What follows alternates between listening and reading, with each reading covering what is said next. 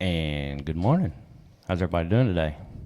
Good morning. Morning. Good morning. Good morning. We are here once again. It seems like Thursdays just keep coming quicker and quicker. I And that's know, okay. but at the same time,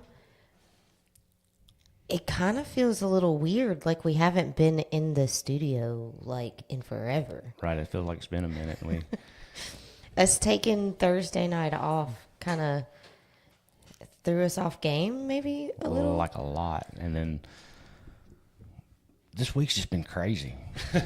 It's been really crazy, but I'm not complaining. It's good.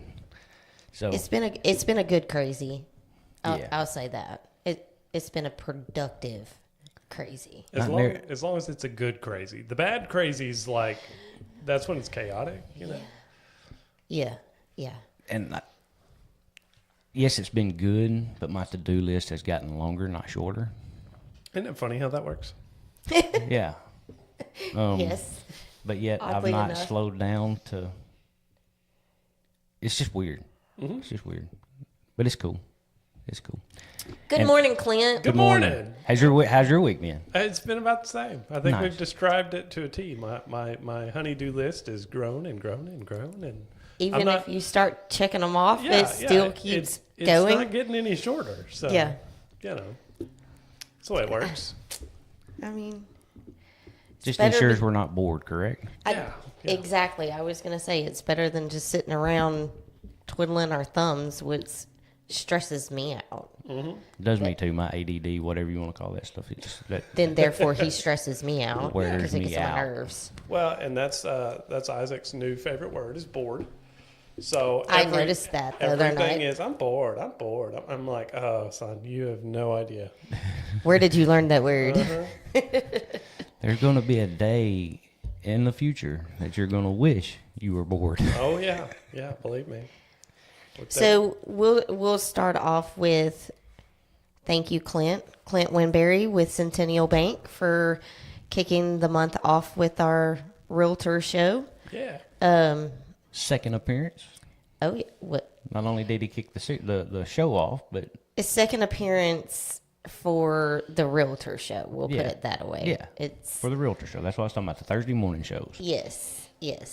well, you know, when I'm also your IT guy, you know, and a lender, why not? You know, You're gonna get his face a lot. Yeah, he's kind of the brains in a lot of situations. I'm not the brains. I'm the background help. As my new name for him is, he's the director The director. because he is very good at get it done. See, You're- y'all can you're be not. GF Lake Media, and I'll be the media director. I'm okay with that. Whatever title you want to give yourself, I'm okay with We it. just got to figure out how to roll the credits at the end. There you go. Yeah. It's going to be a lot of our names just Yeah. on top of each other. Executive producer, editor. You know. Yes. So I'm going to kick off the show Okay. with a question for you. And I know this is going to get really deep, really quick, but they're again having conversations with people after they watch the show, yada, yada, yada. What would you say, or how would you guide a first time home buyer that has not bad credit, but zero credit? How would you guide them into getting to that point they can purchase a home? So, from a lender standpoint, Yes. we're not financial advisors. Correct. We cannot advise you. You know, we're not credit experts, so to speak. You know, we work with your credit, and we know what to look for that will help you qualify for a mortgage. Most lenders, and I know we do, we have programs that will actually, you have to sign up for them. They do cost money, but will help you build your credit. And we usually refer those to those people. I always tell everybody, if you have no credit, it's a good and a bad thing. You have no history whatsoever. So you have a blank slate that you can now play with. You know, you need to start building credit if you want to try and finance a home. You can always buy a home, but it also takes a ton of cash. So Right. not everybody can do that. So with that being said, I always tell people start off with something small. Make sure it's something that's not going to break your monthly budget. And I usually say try getting a credit card. And use that credit card responsibly, because you need to be able to build credit. And David keeps messing with the camera. Just ignore me. Well, when we're looking at the screen and we're doing this number right here. Sorry. No, you're good. So I always tell people start with a credit card. Don't put anything on your credit card that you cannot immediately pay off. So don't go out and buy a $3,000 new toy or whatever. If you don't have the funds to Right. be able to pay it off, if that statement was to come in tomorrow. Right. And I always tell people, if you want to put, a tank of gas on a credit card, that'll help build your credit.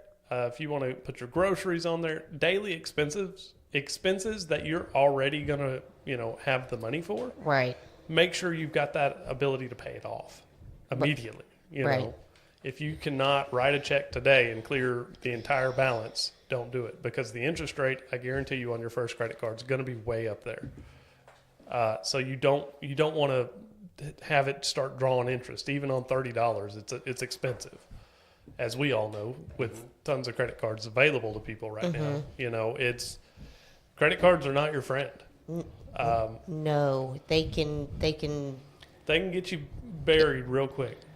in a blink of an eye. Blink of an eye. Yep. And when it comes to the mortgage side of it, anytime there's a credit card in place, we have to use the minimal balance or the minimal payment to qualify your mortgage. So for your debt to income ratio, if you've got $1,000 debt on a credit card and your minimal is $25, technically that's $25 you don't get to apply for on a mortgage. So if you So it's just the minimum just the minimum. minimum payment, not the balance. Not the balance. The balance means less to us than the minimal payment does. But clearly, if you've got a higher balance, you're going to have a higher minimal, and it's not ideal. But that's one thing that we have to look at and take into account, because we're adding that $25, so to speak, to your debt to income. Totally makes sense. Yeah. See, and there again, this is why I'm not a lender or a mortgage person, because I mean, I thought it was the balance, not the payment. Because I mean, if you But it makes sense. Say it's, I guess to simplify that is, if you can make a $500 a month payment, but you have this $25 minimum over here, when all of a sudden, no, you can make a $475 payment, because 25 of that 500's got to go to that minimum over there. Right. I don't think Jesse gets it yet. No, I do. It is there again. It's complicated. Exactly, and this is why this is your profession, Mm-hmm. not my profession. And when people start asking me questions about, well, how much would my payment be on that? You need to talk to a lender. I'm not stepping off in that murky water because it's not mine. Exactly. And the amount of people, because being a lender, we are allowed to finance for sale by owner homes. So if they, go under contract with no real estate agent involved, they have questions for me, and I go, I can't answer that. Legally, I am not allowed to touch your contract until it's ratified and signed. Like, I cannot advise you on how to write it. I cannot advise you on how to word it. I can do none of that. It's not my license. Right. I'm the money guy. I can only talk to you about loans. Yep. So staying in our lane. stay in my lane. Y'all have to stay in yours. I have to stay in mine. Absolutely. Well, I choose to stay in my lane because I don't want to tell you something on the money end of it, and then you do talk to a lender, and my realtor said this. Mm-hmm. Yeah. Yeah, No. I don't want that. Yeah. Well, 'cause- even and this is what I usually try and tiptoe around when I say this, but I mean, there are mortgage calculators on the internet that are free to use if you're smart enough to know how to use it, because you do have to account for taxes, HOAs, fees, insurance. You have to Any of those payment calculators that you look at, whether it's on Auto Trader or any of those things, I can almost guarantee you it is not. If if you do it on that calculator, and then you go to the dealership or whatever, It's not the gonna be same. wrong. those numbers are not going to match. No, Yeah. no. And I can speak specifically to dealership financing, but we'll get into that in a minute. But with these mortgage calculators, it's going to ask you all the questions, and it's fill in the blank.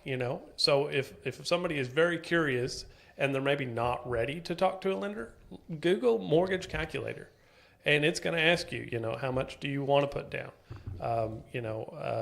What's your monthly insurance going to be? What's the taxes say they are on the internet? So I mean, there's ways you can look into that, but going back to the auto financing, you have to check the terms, and this applies to the mortgage side as well. If you look at the websites that hold listings and everything, I don't know that if I want to say their names, is that okay? Dude, you do whatever you want to do. Okay, so like Zillow or Realtor.com, they usually have like a mortgage calculation at the bottom. Mm-hmm. You have to look at it because most of the time the rates are not accurate rates, for one, which applies to the cars as well. They'll put in there a 4.95, and that's not an obtainable rate right now. Right. They'll also put in $5,000 payment or a 20% down payment on the mortgage side, and not everybody has that. Right. Especially if you're a first-time home buyer. If you have 20% down on your first home, kudos to you because you've learned how to save, and that's amazing. Right. So as if I was a first-time home buyer, or maybe not even a first-time home buyer, maybe I just bought my house in 1975, and now I'm ready to finish out my years Buy your forever home. in an assisted living or wherever, and I guess that would have to be the case. See how your brain farts and it just kind of gets you lost in the weeds. But anyway, yeah, but no, you're right. I'm lost right now. No, I understand. But say we bought a house 10 years ago, Yes. 15 years ago, Okay. and you're right. Now we're ready to get our empty nest home and all that good stuff. Well, in a way, in my mind, even in 15 years, I should be looked at kind of as a first-time home buyer because everything has changed. Everything. From all aspects From realtor of it. rules and regulations Lending to lender rules and regs. regulations. Yeah. Everything is going to be completely different today than it was 15 years ago. Because it's constantly changing. So, and if that's the only transaction I've ever made was 15 years ago, now granted, if I'm one of them people that I buy one or two every couple of years, I'm probably up to snuff a little bit. right. But a 15-year stretch, it's like I've never done it before. And so, is there a time frame? So say it's year 10 and it's 5 years down the road that I'm looking at.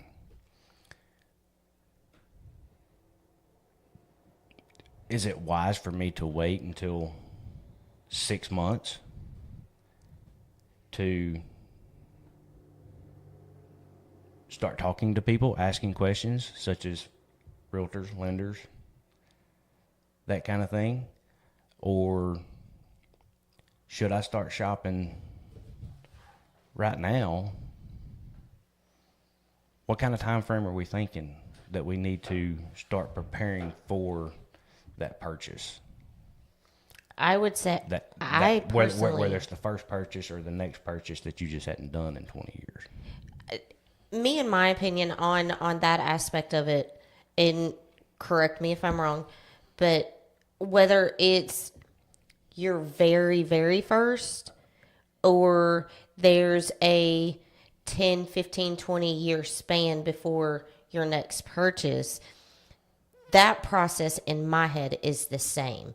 I feel regardless whether you're thinking in the next 2 months, 3 months, 4 months, you're going to be looking to buy a home. It's in my brain, it's still the first step. Make that contact with your lender. Have that communication already open. Then find your realtor. Have those steps in place. That way, when you're ready to hit the ground running, you're set. you're ready to go. And that's kind of what I was alluding to. Starting with the lender. Personal opinion, that's probably where you should start. But does it have to be the first lender you contact? I mean, No. and I hate to say that because I'm as a lender, yeah, I want to be the first and last call.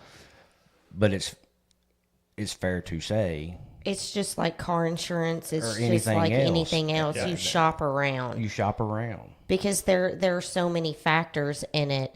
And there again, Clint's not just a lender, he's our buddy. So, I mean, we do have conversations and stuff.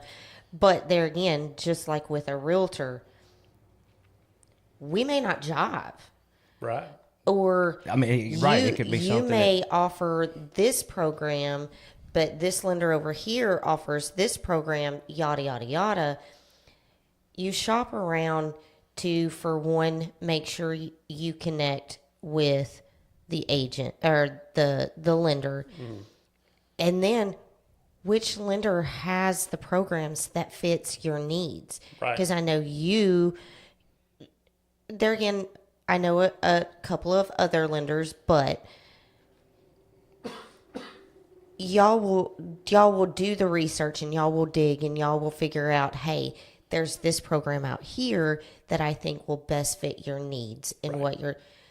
So that's why I feel that the lender should be your first contact. Yeah, and I mean it's potentially the largest purchase you will ever make in your entire life. Yeah. You're not wrong. And So why not take the time to talk to a few? Right. And I don't disagree with that at all, because I think, like you said, you've got to make sure that you're with the right person. And you've got to make sure that they have your best interest in mind. Correct. And that goes for, I mean, any profession, really. You Right. know, one of the other things that I always tell people, if they want to shop rate, don't just look at the interest rate. That was one of our questions that we have. Yeah, I saw it, and I'm gonna address that here in a minute too. Yeah.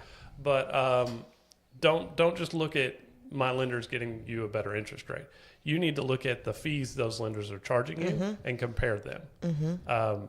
When you complete a full application, which there's a description for that,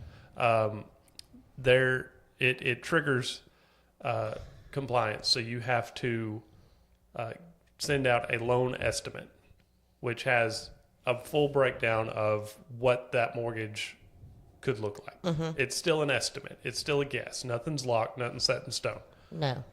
So with that loan estimate, it's got all of the lender fees on there. It's got if they're charging you any discount points that you may or may not have elected to do. So, and I've seen it a million times, lenders not talking about discount points and just throwing them in there to make their loan estimate look the best. But then, you get down to it and you're like, why am I bringing, an extra $5,000 to closing? Oh, well, to get that rate, it cost you $5,000.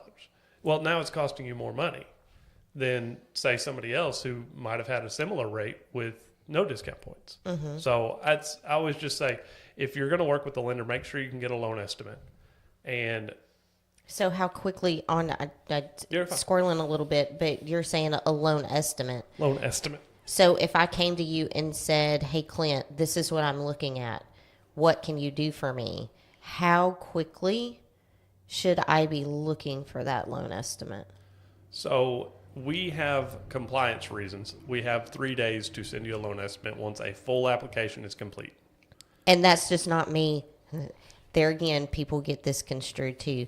There is a difference between pre-qualified and pre-approved. Correct. Yes. And so you were talking pre-approved. No, I'm talking pre-qualified.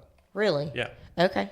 Yeah. So pre-approved, an underwriter basically has to look at all the information. You have Correct. to submit all documentation. You have to do everything to be pre-approved.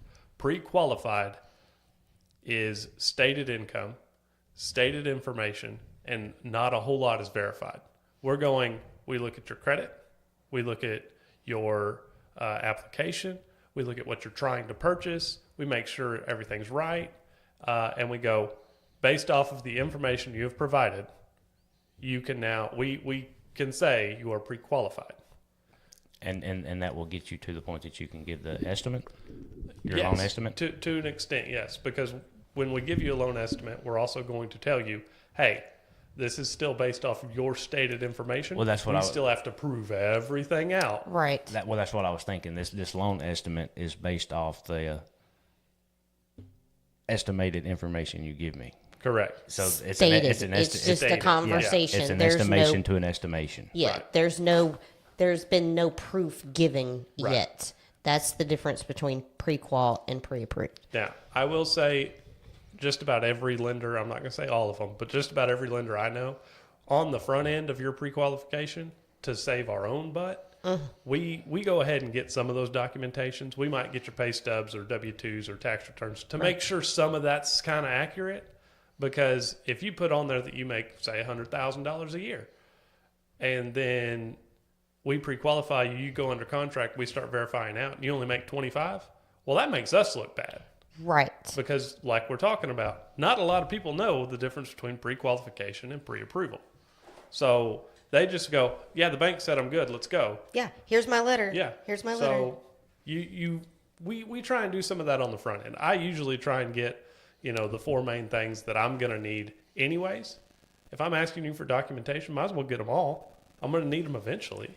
I mean, if you're looking, why not? Right. Go ahead and just, here you go. So- I know you're going to ask for these eventually. Yeah, I usually, verify that we have enough cash to close. I usually verify your income, and I verify that you've had your job for as long as you say you have. So those are the 3 main ones that I try and get on the front end with the pre-qualification to go, hey, yeah, you can buy something, or unfortunately, we can't move forward, But at least in my eyes, that's the way it goes. And this may be a dumb question, but like when you're shopping for a car, you can shop around, your credit can be pulled, ran, and that is a hit, right? Correct. But like on the automotive side, is it 30 days that you can shop around that it doesn't really affect anything? So with auto, there's every time they run it, it's a hit. Right, it's a hit, but and I may be wrong. It may just be something that people say, and that's okay if I'm wrong. Right. You've been in the auto side of it, I've been in the auto side, so I know. Yeah, so, and I'm okay to be incorrect. Yeah. We're human. Yeah, but the thought And process you. has always been in an X amount of time, they don't That- really count against you That be- hit because falls you're off, so to say. yeah because you're shopping it around. So for auto loans, no, that's incorrect. Incorrect. Incorrect. Mortgage, it's absolutely correct.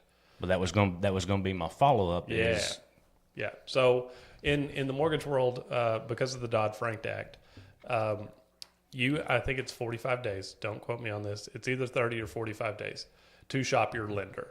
From the day the lender pulls your credit, you then have X amount of days shopping time where you will have an inquiry on your credit, which is just a line on your credit saying somebody else looked at your credit. But it will not negatively affect your credit, because we want people to have the financial freedom to go, this was a mistake, me and him didn't jive, or he hit Come me back with to a the rate shopping that's around. double what this other guy just offered me, something crazy. But they want to give you that financial freedom so you don't feel locked in and you're not penalized for trying to better your situation, or at least shopping. We want to make sure that you're comfortable with who you're working with the terms and the rates that we currently can offer you. Which is an absolute great thing. Which Absolutely. I mean, again, for what we said a while ago, I mean that this is probably your biggest purchase of your life.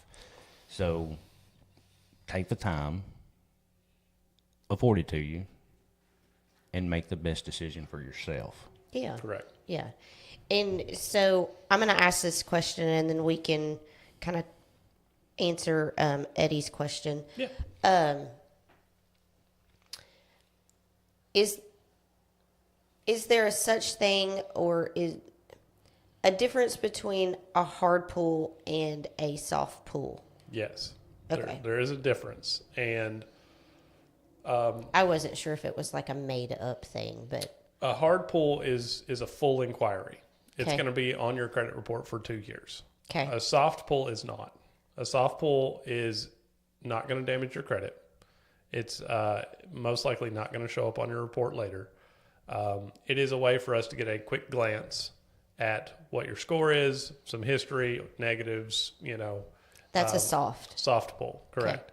Now, if we do a soft pull to get you qualified or, make sure you're good, by the time we go under contract, we're going to have to do a hard inquiry because we Right. have to get the full picture. Right. For client compliance reasons, for audit reasons, we have to see the full report. Okay. So on a hard pull, you said it's on your credit for 2 years and then it falls off? Correct. No Inquiries matter- disappear. Okay. Okay. Yeah. And so never mind, you answered that question. So I could see where it was going, and doing auto loans for as long as I did, the amount of people who don't understand this, and this is a tidbit that is not real estate related. This is just common financial advice. When you go into a dealership, they're going to pull your credit, so that's one, and then every bank they send your application to purchase a car is also one. So if they send you to 3 banks, that's 3 hits. that's 4 because the dealership pulled it themselves. That's 4 inquiries. Now, there's not a certain exact number per inquiry that it will drop your score, but it's somewhere around 2 to 5 points. Wow. So those can add up. So if you go out car shopping and you hit multiple dealerships and give them your information, you could lose 100 points in a day real easy. So what I always tell people is make sure before you ever give anybody your information, your application for any type of financing, make sure you are 100% certain that the product or thing you're trying to buy is what you want. Don't just go in somewhere and go, yeah, let's see what we can get me in. Don't do that. Because being on the other side of that desk, we're going to send you to every bank that we possibly think can give you a loan. Mm-hmm. And it's not to be vindictive. We're not trying to ruin your credit. But usually those types of people don't have the best credit, so we're looking for any option available. Right. We know which banks can do what terms, so we're trying to go, okay, we know this one and this one and this one and this one will do lower credit scores, or 0 down payments, or higher loan to values. So you have to know that stuff. But people who just walk into car dealerships or apply for credit cards rigorously, quit. Those inquiries stay with you for 2 years, and they when they fall off, it's great because that means your score is going to increase. But you got to hold on to that shopping trip for 2 years. Quit shopping with your credit so much. Okay, so let's hit Eddie's question. Yeah. What is the interest rate for first time buyers these days? So just give us an average because I know it's each individual. Well, Is it even possible to give an average? It's not. So Okay. it depends because not every first-time home buyer, there's not a set first-time home buyer, this is your rate. Because, I could be a first-time home buyer, and I can come in and say, I got a negative $20, but a 700 credit score. Can you help? Mm-hmm. And you could walk in and say, I'm a first-time home buyer. I got $50,000 in my pocket, a 750 credit score. Can you help? Right. You're talking to 2 different people. Yeah, and they could have 2 totally different rates. Yeah. And it really comes down to the loan program, your down payment, credit score. All the things The that are going list to of- yeah. make your credit score or your interest rate fluctuate in one way or another. You could have 20% down, but have a bottom tier credit score that qualifies. So your interest rate's not going to be the same as somebody who has 5% down, but an amazing credit score. So let's throw a real curveball in there. Clint loves curves. My curveballs. grandpa just passed away and left me $500,000. Mm-hmm. I have a 150 credit score, but I don't want to spend all this money. You have 150 credit score? Are you talking about low credit score? Yeah. Okay, so Wow. Look, Oh, okay. I don't mind playing the dumb card to help somebody on the other side of that camera, okay? for reference, the lowest credit score you can have is a 350, I'm pretty sure. Yeah. Just saying. But okay, Yeah, I got you. Lowest score possible. So if you don't want to spend your money, you're not going to need a mortgage because what you're going to do is a collateral. So you're going to say, I have $500,000 in the bank. I'm going to collateralize, like I'm going to give you that money. But what if it's set up in a way to where I can't get it for 5 years, but I really need a house now? You're kind of in trouble, to be honest. If you can't touch it, if you can't pull it, Then you can't count it. then you can't count it. So it goes back to the original point of there is no average because there is no like first-time home buyer. Right. Everybody's situation is completely different. Correct. Yeah. Everybody's situation is different. There's going to be different things in your application, in your profile from your neighbor. And y'all could be buying the exact same house, have the exact same job. You know, there's still going to be differences. And I can see where that would be very sad and very discouraging to somebody to think, I've got $500,000 in the bank and I can't buy a house. Right. Right. So I'll say this to give you a generic overview of what rates are doing. As of today, right now, the 30-year fixed rate average for all loan products is a 6.875. Now, I know for a fact that right here it says 30-year FHA average is at a 6.38. The FHA loan is one of the most common used for first-time home buyers. So that's the average. That is not an offer to extend or lend. All of this is subject to credit and property approval. My disclaimer is done. Get it out there. It's there's nothing in real estate or any profession, I guess, that is really set in stone. I mean, because I mean, if your plumber gives you a quote for a job next week and then the supplies go up, I mean, it may be different next week. Right. I mean, it just and things are changing so fast right now that there's just no way that you can put anything out there in concrete and say it's how it is. Right. So I got a question and I had to step away to take a call, but and I don't know if this is the question that you asked, but generalize, what is the average rate right now? Okay, so we actually just talked about this. The average 30-year fixed as of today is a 6.875. Oh, so it's lower than what I thought. Yeah. Okay. So that's the average year fixed. We've teetered below 7, that 7% mark for a couple months now. So is there any talk of it dropping any more? Not extremely, no. Okay. We're probably going to ride out the rest of the year in the 6s.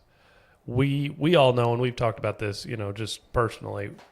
We think the market, once it gets back to a 5, if it's got a 5 in front of it, I think we're going to see a boom in buyers and sellers and properties moving, changing hands left and right. But here's the flip side of that. If you are somebody that's thinking about buying a house right now, or would really like to right now, if it does get back to where it has a 5 in the beginning, Refi. Yep. well, for one, refi. But in order to refi, you need to be thinking about what you need and what you want now. Because if the 5 ever hits in front of it again, you're going to be in that boat to where you miss out. Right. Well, that's a great point because I actually was just looking into that. So the buy now, refinance later strategy. I'm personally one who thinks it's a smart move because home prices are still on the rise. You know? I mean, from the beginning of time, I mean, real estate, it just does what real estate does. Right. Yep. Right. And as a 43-year-old, and I think back of all the times I said I should have bought this or I should have bought that, I should have went in debt 1,000,000 times in my life because it would have paid off 1,000,000 times in my life. Agreed. Yeah, absolutely. So when people ask me, is the buy now refi later strategy, smart? I always go absolutely. What I also tell them is don't bank on a refinance. If you're not comfortable making this payment for the entire term of the 30-year fixed mortgage, don't do it. Yeah, it's not your life, Rap. It's not your life. Do not ever think that you need to go into debt, and you can absolutely lower your rate in 6 months to a year. Yeah, because that's not. Don't bank on that. Yeah, yeah. Yeah. Make sure you stay within your means. Make sure you stay within your budget for what you need for a house. So, every time I've ever tried to buy anything, I always wanted to be below what I thought I was comfortable with. right. Every time. And that's what I always tell people, If I feel like $500 a month is what I can afford, I wanted I'm it 3. going to look for something under 4. Yeah. I want that cushion. Right. And having that cushion, I will sacrifice it now, and I can probably make the changes that I want over time. Yeah. To make it what I sacrifice for that $100 a month or whatever, Yeah. So, sticking with the refi conversation we got going on here. So, if I bought a house, no particular price, anything like that. If I bought a house now, how long do I have to wait before I can refi? So there are different loans have different timelines. Most of them you can still refi kind of when you want to. I always tell people give it 6 months because you need to have time to build that equity in your home. Even if it's a little bit, refinancing is still based off of most of the time you got to refinance under 80% or below, I should say. So if you're coming in on an FHA loan and you've only put down 3.5% and you've only made your payments the minimal payments, you're not adding extra to the principal or anything like that, you're not chipping away, you're not digging into your equity. So you're not at a point where you can refinance. Right. I always tell people give it 5 years before you truly consider a refinance, unless the rate is substantially different. Yeah, because if you buy, say you buy today at 680, right, and first of the year you have put another $25 to your payment or whatever, and that rate drops to something with a 5 in front of it, that's a whole different conversation. Right. And that's one thing that I always bring up is because there are costs to refinance. It's not, I don't think it's as talked about as much, but I mean, you're basically rebuying your house with this loan. And maybe I'm confused and ignorant again, and that's okay. Does that interest rate dropping help my equity situation? It will. It's going to help you put more towards your principal every month versus, well, what I'm saying is say I bought today at 6.8, and in 6 months I'm looking at refinancing because the interest rate done something that had a 5 in front of it. Does that help in any way? Help your equity? Help the equity. Technically, no. It sometimes can make it worse. Even if you do, if you're not doing any type of like cash out refinance, you're just doing a rate and term, you're still going to have closing costs. And 9 times out of 10, people just go, "Can you put that in the loan?" So you're talking about adding $5,000 to your balance, just to get the lower rate, which is fine. You want the lower rate, but the cost of refinancing, if you're not paying that out of cash, can negatively affect your equity because now you're going to have less of it. It's minimal, it's small, you're not going to notice it, but the rate being worth it, and it's making sense, yeah. Gotcha. And that's why that's part of the reason that I always try to sacrifice a little bit of something. Okay, maybe I don't need those leather seats if it'll save me $100 a month. Yeah. because now I can put that $100 with it every month. And knock it down. Yes. Yeah. Yeah. Kinda, And it's, and I think of the same thing kind of in the mortgage world, house world, whatever. You know, I can live without granite countertops for a little while if it helps me in the long run. So, you know what I'm saying? yeah. So no, I get it. and that's kind of what I was getting at with that. Don't try to max yourself out. Yeah, and I always tell people all the time, I'm like, do not be afraid to throw an extra $100 at your mortgage. You know, just if you've got it, you got a big bonus, taxes come in. Don't go spend it on stupid stuff. Go try and pay down your mortgage. It's only going to help you out later. And then if you ever do get in a situation, guess what? You can pull it right back out. You can absolutely refinance and go, okay, well, I've got 30 grand in equity here, and we're struggling, or we've got to put a new roof on the house. You know, absolutely refinance it. It's easy to do. Right. So I guess you okay? Yeah, sorry. I'm trying to tune back in. Got you. Trying to switch gears from one thing to another. Yeah, from realtor to co-host. Sorry. So I'll have to go back and watch because I totally asked the question and then had to leave. It's fine. We answered it for you. Okay, thank you. I appreciate that. So my question is there anything new and exciting in the lending world? Not entirely. Okay. Lending's very boring because we've got a lot of set rules, and a lot of those rules don't change just a whole lot. I haven't seen anything new. I think last month we were talking about USDA and how they can now do mobile homes. Yes. So USDA, everybody should know it as the zero down loan. It is a USDA rural development loan. There's a map of where you can purchase because it has to be an eligible property, as well as they offer zero down, and it's true zero down. Now you still will have closing costs, but I mean, USDA is a great product, and now being able to offer mobile homes for financing on that is nice. And it's still, I don't want to say the same rule apply, but the same rules apply. Permanent foundation, newer than, I think it's 76 or something.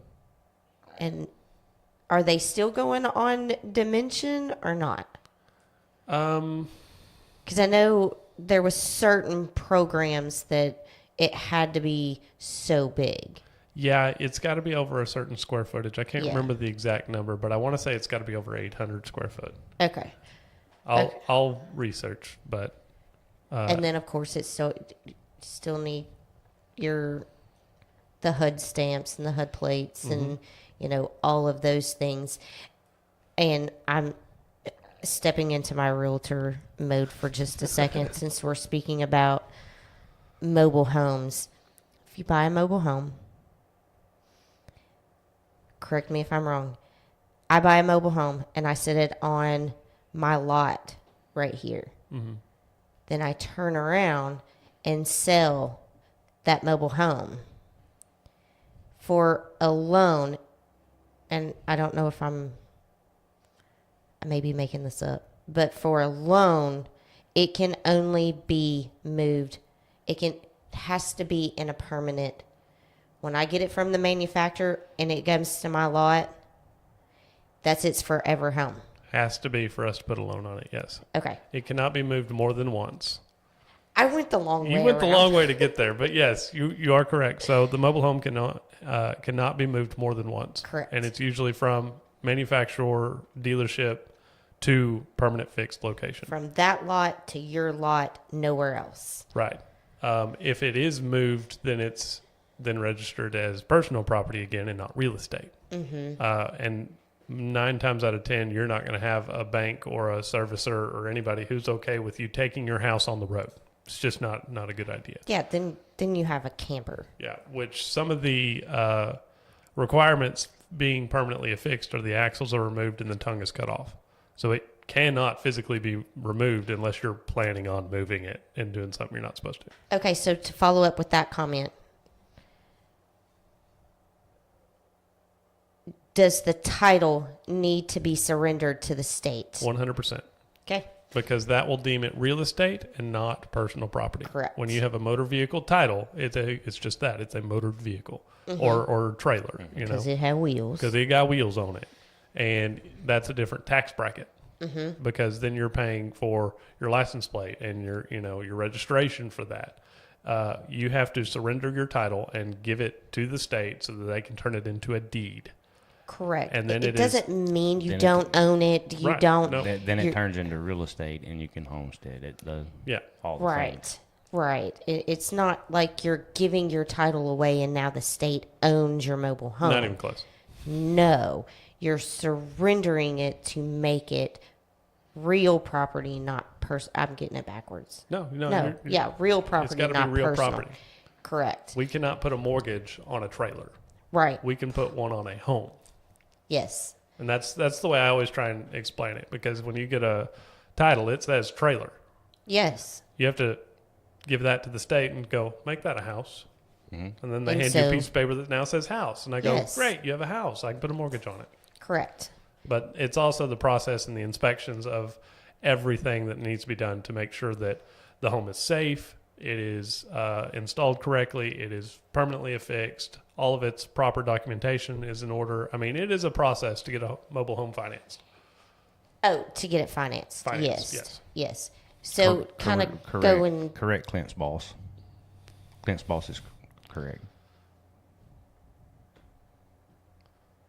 I mean, she's Yeah, not wrong. It is canceled.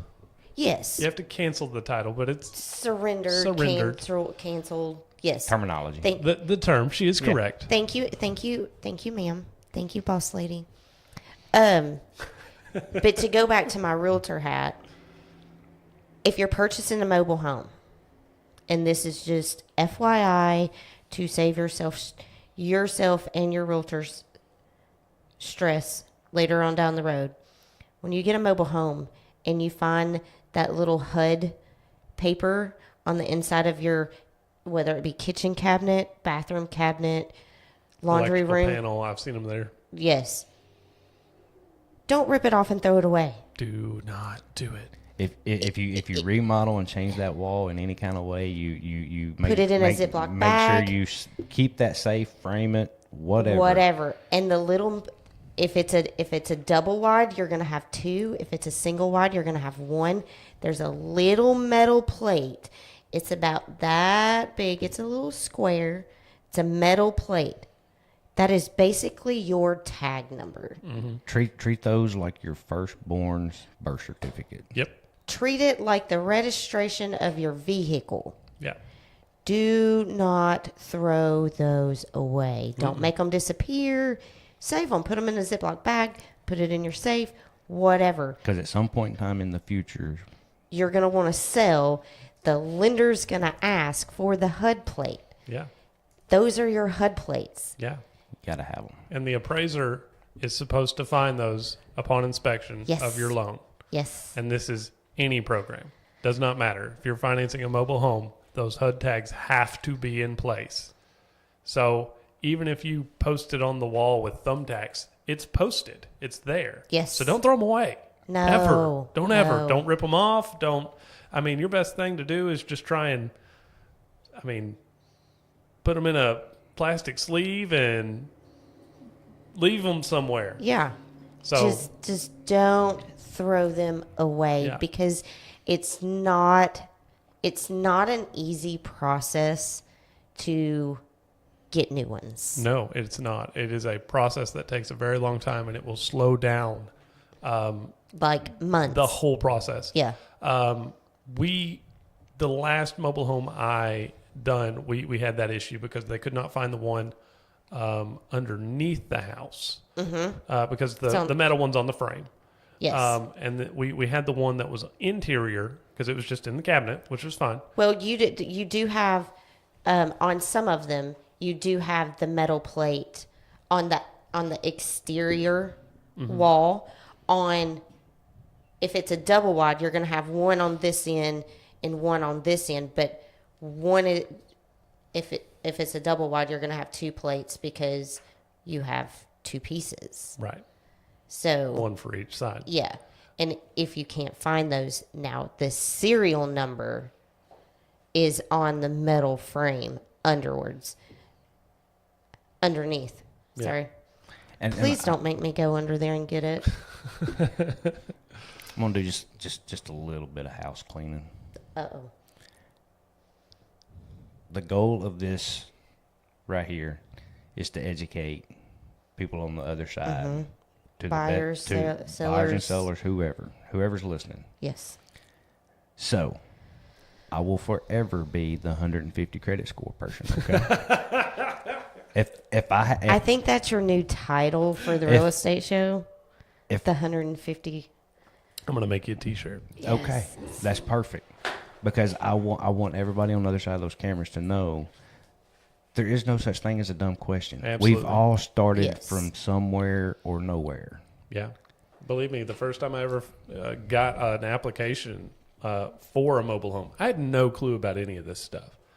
None of us did. But now I've done several of them, and I'm like, yeah, you need this, and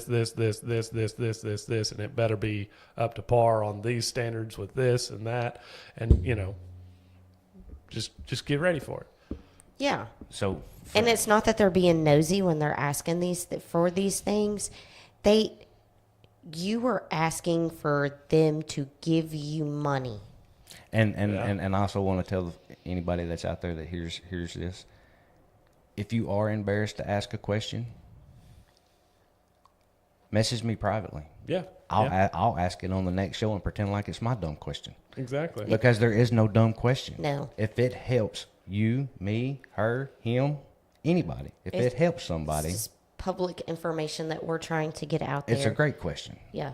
It's this the real estate show that we started the first of last month was to educate. I mean, we educate every time we sit down with a buyer and seller, but in my brain, this is putting it out there for everybody. So do not feel bad for private messaging me. I will put my name on it. You just get the benefit of the answer. So don't worry about the question. Yeah, absolutely. That's what we're here for. I mean, that's, like you said, it's the whole point. We're trying to educate. Yep. So, and, I don't know everything, but I can find answers. So You're not scared to ask questions. I'm not afraid to ask questions. Are you kidding me? I want to know everything. And that's what these we'll never know everything, but every time we do these, we'll all be just a touch smarter. Well, and that's honestly going back to kind of the mobile home thing. Like before, I didn't know how to do them, and I've done a ton of them now. I had to learn how to do it, and a lot of different loan products and property types are the same way. The one thing I haven't had the joy of doing yet is a jumbo loan. I haven't had a jumbo loan yet. Okay. We need $1 million house that I can do a jumbo loan on. That'd be great. Okay. So going back with what you just said, educate me. What is a jumbo loan? So a jumbo loan is a loan that's going to be for I'm not going to say overpriced. That's not the right wording. For over a certain amount. I want to say it's over $800,000.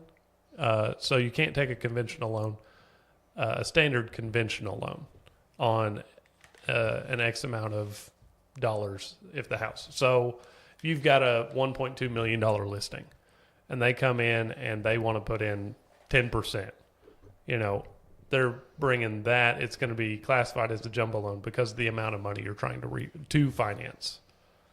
And seeing in my mind that this jumbo loan type conversation is very educational and beneficial to both parties, whether it's a seller or buyer. Right.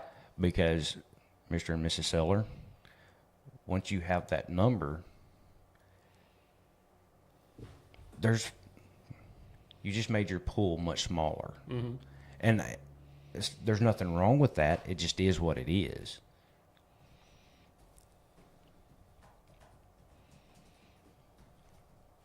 That makes sense? Yes, I'm just, my little pea brain is still not, Still not understanding it? yeah, I'm still not grasping it. Which Because, part? okay, Clint's part. Okay. Because,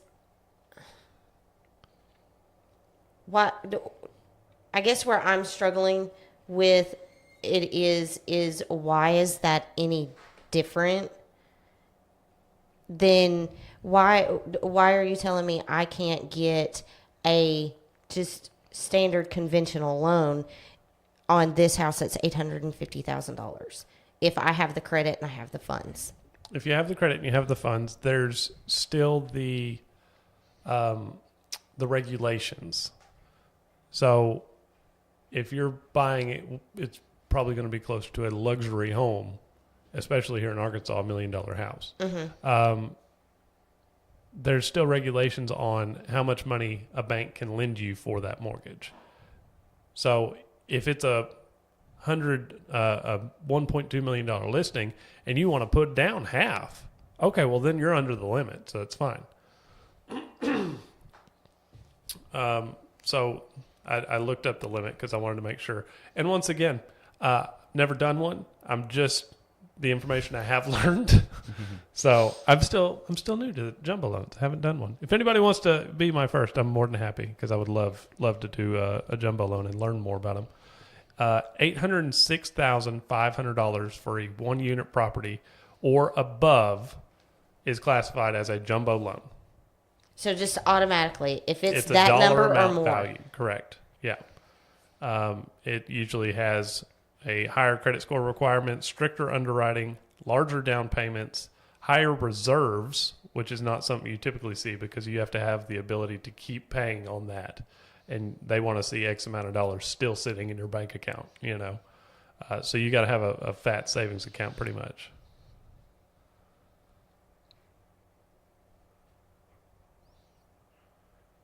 Yeah, most of them. Go ahead. No, I'm just thinking in my little pea brain terms, kind of my Don't use my saying. tinfoil hat thought processes. Okay. So, I wonder if it's potentially possible that because there is so few people that can even look at a number like that, Right. that the regulation side of it is we need to be able to make sure of where that money comes from. Is this kingpin money? That's not legal money that we can, you know what I'm saying? Well, yeah. I don't know if any of that's accurate. Well, we have to do that on all mortgages because we have to verify where funds come from. But that's what I was thinking. But that's every penny has to be accounted for. Right. But it's a lot easier to account for $100,000 than it is for somebody that's got enough money in the bank to buy a $800,000+ house. Yeah. Fair. That's fair. Because somebody that's got, in most cases, I mean, I'm sure there's people out there, but most cases those are people that have built businesses. They've done things that They have the normal they have a stronger portfolio, average, right. so to say. There's more to dig through Right. because they're probably not, or they probably are really diversified in their portfolio compared to I'm buying a $100,000 house. Right. This $100,000 house probably is my portfolio if I get it bought. I was going to say, you probably don't have a portfolio. Right. That's what. So You're trying to build one by buying into real estate. So I may be totally wrong. If there's somebody out there that knows the answer, I'm more than happy to learn. Yeah. But I mean, that's just kind of my thought process with it. Anyway. Yeah. So yeah, jumbos is a loan that the mortgage exceeds the conforming loan limits set by Fannie and Freddie, meaning it's too large to be purchased by those agencies. So Fannie and Freddie, they're the basically the people who buy all the loans. You know, we have to set for their guidelines and say, okay, they say X, Y, and Z has to be completed for you to get a mortgage. We make sure you have X, Y, and Z completed. They make all the rules. And those are government loans. Yes, Govy loans. Got to throw that out there. So, do we know of anything that stays consistent in real estate? The headaches. The headache. Yeah, that's on the transaction side of real estate. Yeah, it's Yeah. real estate. Yeah. Real estate gives you a headache. Yeah, but as far as looking at real estate year over year, what does property is typically a good investment. That stays consistent. Right. I mean, it has its ups and downs just like everything else does. But in the long term, real estate is one of the safest in my Investments, thought. yeah. I mean, it just because for one, it's got land involved with it, so therefore, and there's no more of that being made. Right. So it's always going to hold Its value. some portion of the value, always. Well, and I mean, that's even to go back into the 2008 and that the big bust and all that. Like it happened, and it's not the first time. I don't think it's ever going to be the last time. I mean, it could happen again in another 20 years. It could happen again another 100 years. I mean, but I think as we grow and we learn, we start going, okay, how do we make that not happen again? Right. Nobody wants to lose money.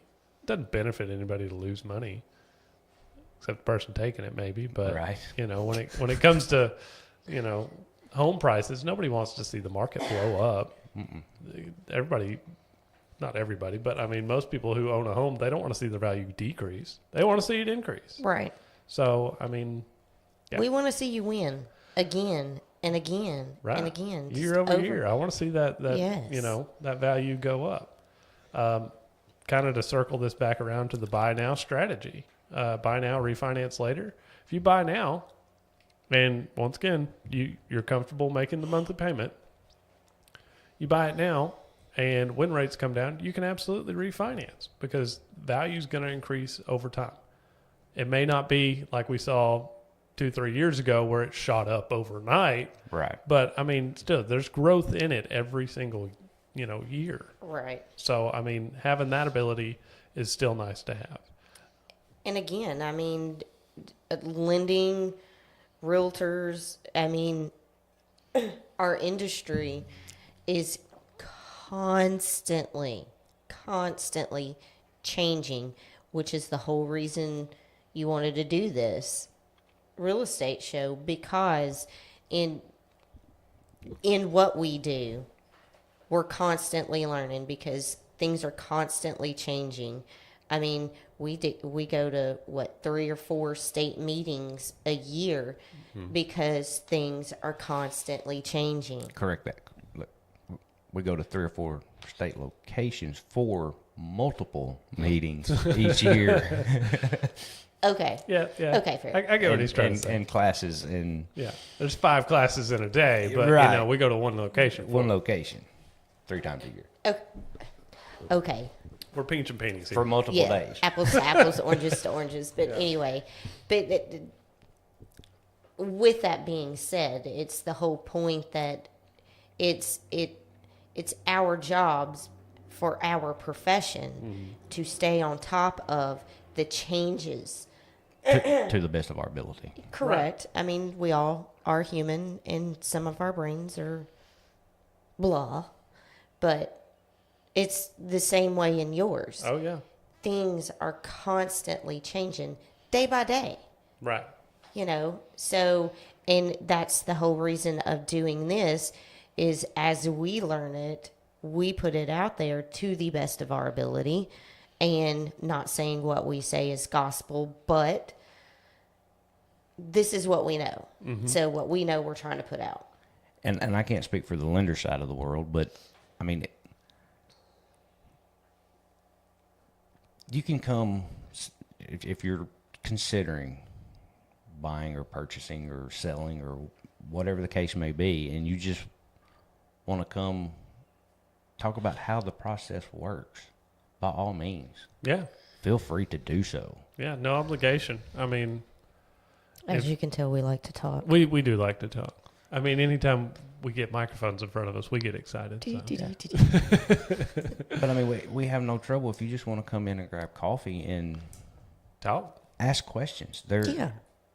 When you get done with the coffee and you're done with your questions, have a great day. If you got any more questions, come back. Yeah. Exactly. I mean, because that's what we do. Mm-hmm. We are here for your questions.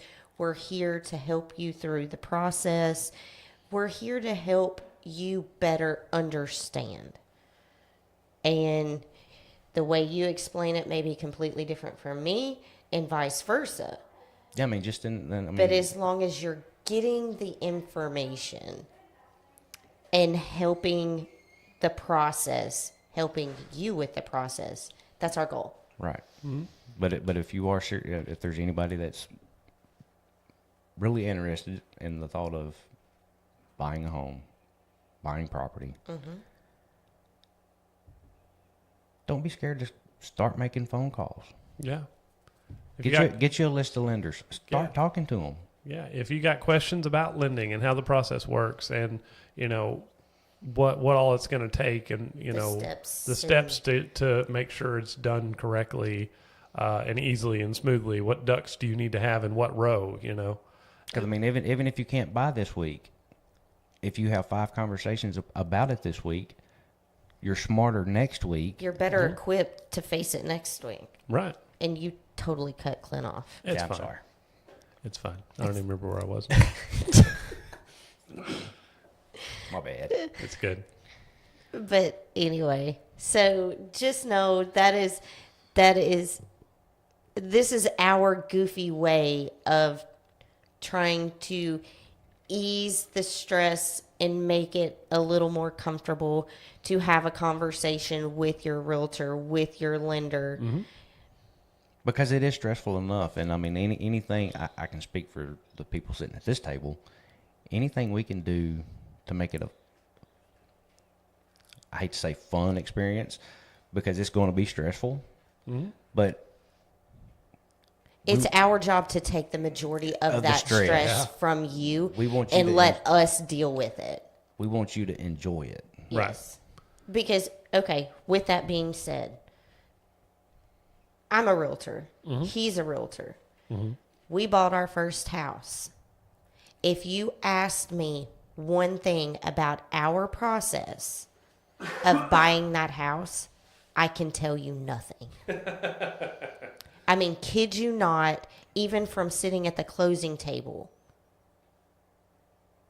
signing the papers. But that's kind of a perfect example of what we were talking about earlier. I mean, that's been 2009. Mm-hmm. Yeah. So we would almost be first-time home buyers again, because like you said, I don't remember it. I mean, I remember it was a little bit stressful. See, but there again, I remember nothing of it. The stress, I don't. It's sad. I blocked it all out. So, and I say we would be almost like first-time home buyers if we weren't in the real estate industry. Right. Because it's been so long. I mean, it's crazy. It's just crazy. So here's actually a fun fact that I don't know if y'all know, because we keep talking about first-time home buyers.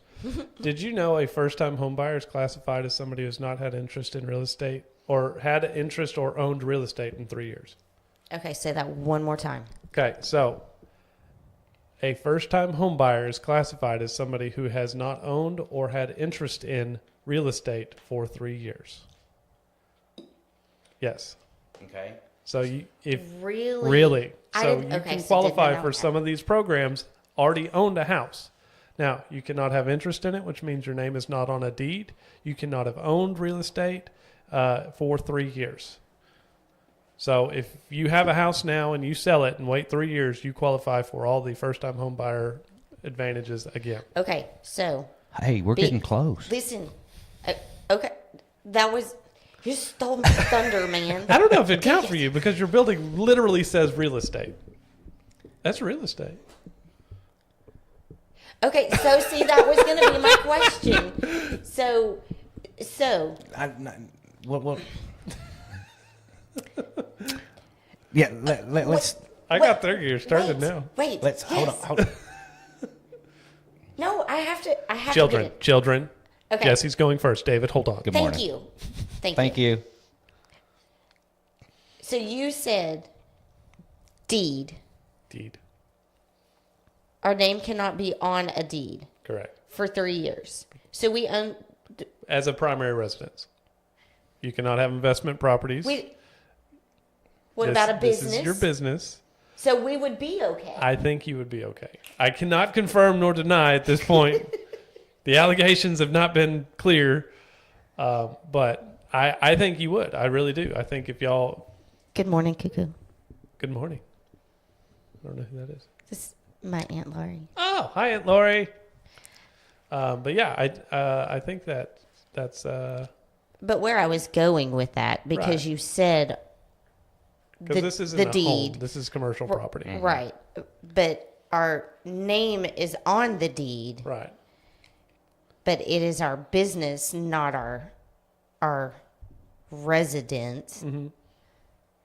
I'm genuinely gonna have to ask this question now because I want to know for certain, but I'm pretty sure it counts. Yeah, because I mean, as you brought it up, I mean, it is a great question, I mean, yes. and I we're mean, the prime example of where that question may come from. good job. Yeah. Well, I remembered it earlier because we kept talking about first time homebuyers, and I was like, we need to define what a first time homebuyer is, That's fair. and we just kept getting off topic. So I was like, I'll go ahead and make this No. go. We brought it back up. Because I think, like, I'll throw myself under the bus. For myself, the assumption was first-time home buyer, somebody that's never bought a house. Mm-hmm. Period. Right. I mean, up until you said that, in my whole time in real estate, I thought first time home buyer, you only qualify if this is your first time ever buying a home. Nope. So, And so, see, there again, prime example, stay in your lane. and ask questions. Right. Yeah. I never would have thought to ask that question, though. No, Well- because I had it in my head. Yeah. And it's more common for people to buy one house, buy their first house, and then buy another one, and then buy another one, and then buy another. You know, not many people will buy a house, sell it, and then not own anything. Right. You know, like it's very uncommon. It happens. We're the weirdos. Yeah. But I've even had some instances where people will move back in with parents, or because things happen. Life happens. Life happens. Maybe down on your luck, you may go to prison. Who knows? You don't have a home anymore. But if you've got a 3-year gap of owning real estate, you classify as a first-time home buyer with most programs. That is, Very interesting. yes. So we're going to need you to follow, I follow mean- back up with that when you ask questions and find out. Yeah. We're going to need to know what you find out. And so, for anybody out there that does hear this, maybe not live, maybe you listen to it tonight, tomorrow, next week, whatever. If you have questions, if you don't feel comfortable putting them in the comments, totally fine. Yep. Send them to myself or Jesse individually, Or you can send them to or Clint. send them to Clint.